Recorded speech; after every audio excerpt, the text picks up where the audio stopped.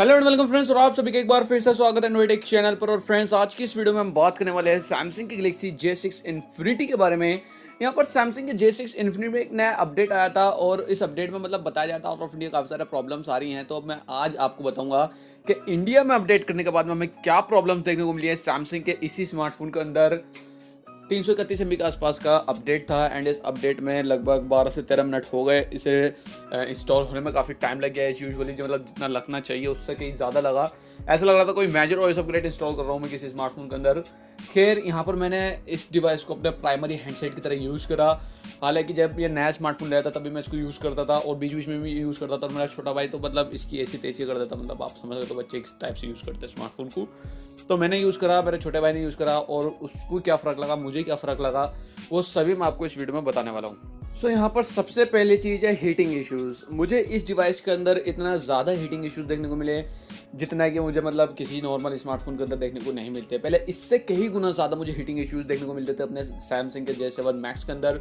वो एकदम इतना गर्म हो जाता कि अगर लिटरली मैं उसके ऊपर आटा रखूँ, मतलब पेड़ा बनाकर, तो उस पर रोटी बन जाए। मतलब एक कहावत बता रहा हूँ, एक मजाक कर रहा हूँ। तो इतना गर्म हो जाता था, बट उसके मुकाबले अब ये कई गुना ज़्यादा हीट हो रहा है। स्पेशली बैटरी, मतलब बैटरी तो मतलब बैटरी के पास का एरिया जो इतना ज़्यादा गर्म हो जाता है, ऑलमोस्ट 40 to 41 डिग्री सेल्सियस पहुंच जाता है इंडोर्स के अंदर। जबकि एयर कंडीशन रूम है उसके अंदर जो थोड़ा बहुत यूज़ करते हैं इंटरनेट वगैरह ऑन करके, तो उस कंडीशन में थोड़ा ज़्यादा हीट हो रहा है। बट अगर हम आउटडोर में यूज़ करेंगे तो डेफिनेटली 45 डिग्री सेल्सियस तो आराम से इसका जाएगा। और अभी मौसम इतना बेकार नहीं है मेरठ का, आप देखोगे वेदर फोरकास्ट में तो ठीक ठाक है, काफ़ी अच्छा सा मौसम है। ऐसा मौसम काफ़ी अच्छा लगता है मुझे भी एंड आई होप आपको भी। तो भाई साहब, यहाँ पर सबसे पहली प्रॉब्लम है हीटिंग इश्यूज़ की। यहाँ पर हीटिंग इश्यूज़ इसका एक मेजर प्रॉब्लम है। मैं कहना चाहूँगा हाल फिलहाल के लिए या आपके मोबाइल को नहीं, आपके हाथ को भी गर्म कर देगा। लिटरली ऐसा लगेगा कि मोबाइल को तो बुखार हो ही रहा है, कोई आपका हाथ को पकड़ेगा इन साइड, मतलब उंगलियों की तरफ से, आग अंदर की तरफ से, तो कहेगा भाई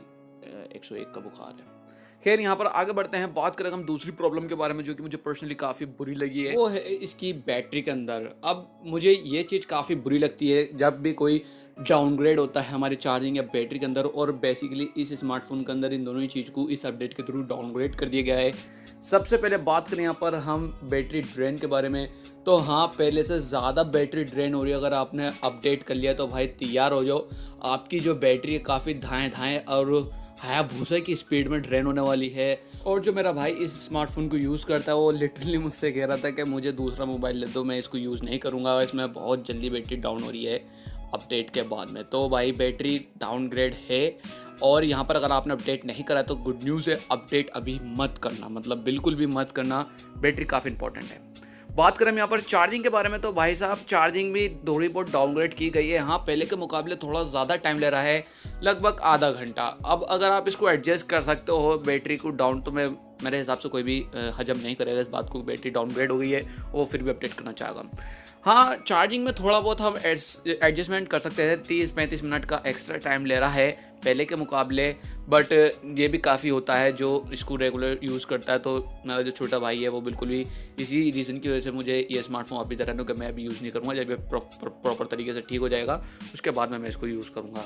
वो मुझसे ये भी कह रहा था कि अगर डाउनग्रेड हो सके तो डाउनग्रेड कर दो, बट मैं इस चीज़ में पढ़ना नहीं चाहता, बिकॉज इस चीज़ को मैंने लेकर के अपना S7 Edge, S8 Plus काफ़ी सारे स्मार्टफोन ब्रेक कर दिए थे, पता नहीं क्यों, मतलब पता नहीं, सीरियसली नहीं पता।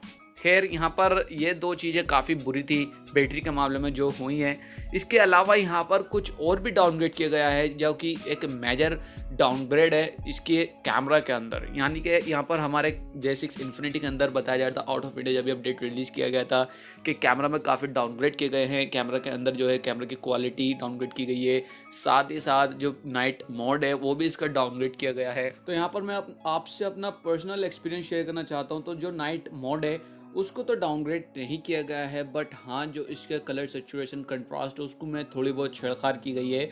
और जो हमें कलर्स है वो थोड़े से वियर्ड कलर टोन देखने को मिल रहा है, थोड़ा डिफरेंट कलर टोन देखने को मिल रहा है।